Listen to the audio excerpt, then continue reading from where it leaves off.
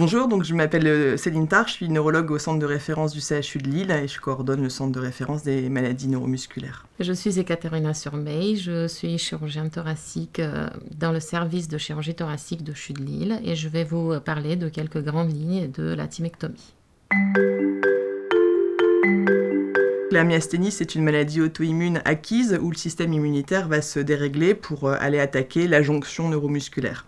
Dans les anticorps produits, les plus fréquents sont les anticorps dits anti-récepteurs de l'acétylcholine. Et dans ce sous-type de myasthénie, le thymus est un organe très impliqué. Le thymus, c'est un gros ganglion qu'on a tous, qui se situe ici, et qui normalement disparaît à l'âge adulte une fois qu'on a fini de clarifier son système immunitaire. Dans la myasthénie auto-immune associée aux anticorps antirécepteurs de l'acétylcholine, il est très impliqué, soit parce qu'il fonctionne de manière anormale, soit parce qu'il est tumoral, et donc c'est lui qui va être à l'origine de la production de ces anticorps. C'est pourquoi, pour traiter la myasthénie associée aux anticorps antirécepteurs d'acétylcholine, on propose souvent de l'enlever, donc notamment quand il est trop fonctionnel, ce qu'on appelle une hyperplasie thymique, ou quand il est associé à un cancer, ce qu'on appelle un thymome.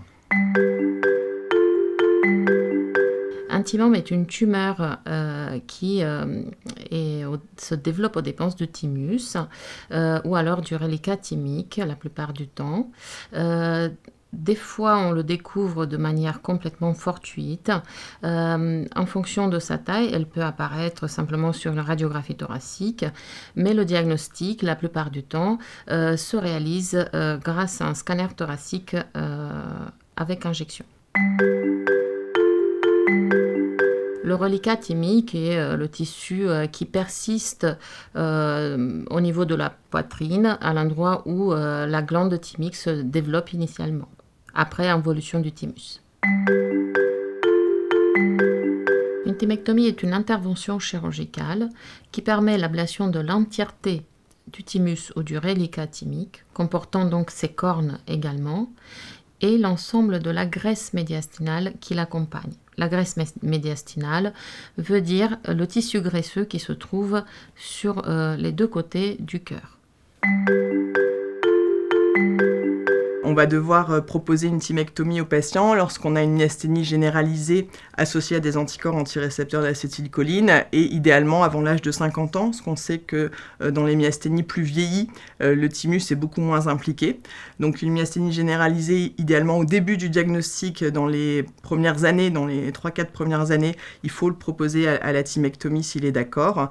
Et puis après, quel que soit l'âge, si le thymus est suspect d'être cancéreux, s'il est suspect d'être un thymome, là on va l'opérer bien sûr toujours, même si c'est une myasthénie qui débute après 50 ans.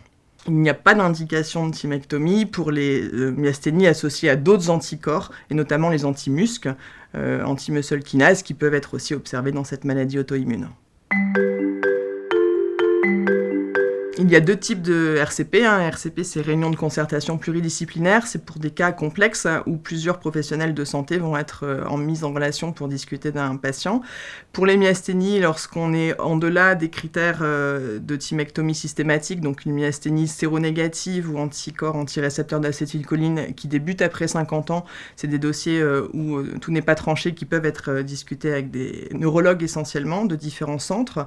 Et puis, dès que le thymus est suspect d'être un thymome, il y a des RCP avec des oncologues, des chirurgiens thoraciques qu'on appelle les RCP rythmiques, qui là vont être dédiés à la manière de prendre en charge au mieux cette tumeur. Le rôle du neurologue dans les RCP thymome va plutôt être l'accompagnement du patient pour le préparer au mieux pour la chirurgie. C'est des grosses chirurgies, un facteur de stress, et donc ils sont à risque, les patients, de décompenser leur maladie dans ces cas-là. Et donc les préparer au mieux, ça veut dire équilibrer le traitement de fond et souvent, en fonction de l'état clinique, proposer des cures d'immunoglobuline polyvalentes préventives pour qu'ils soient au mieux au moment du bloc et de l'anesthésie. Alors la relation entre le neurologue et le chirurgien elle est fondamentale sur la programmation des différents temps des examens. Il faut qu'un patient soit équilibré pour être préparé, parce que encore une fois c'est un facteur de stress et de décompensation la chirurgie, donc on ne va pas les envoyer à la chirurgie de thymectomie s'ils ne sont pas équilibrés de leur myasthénie.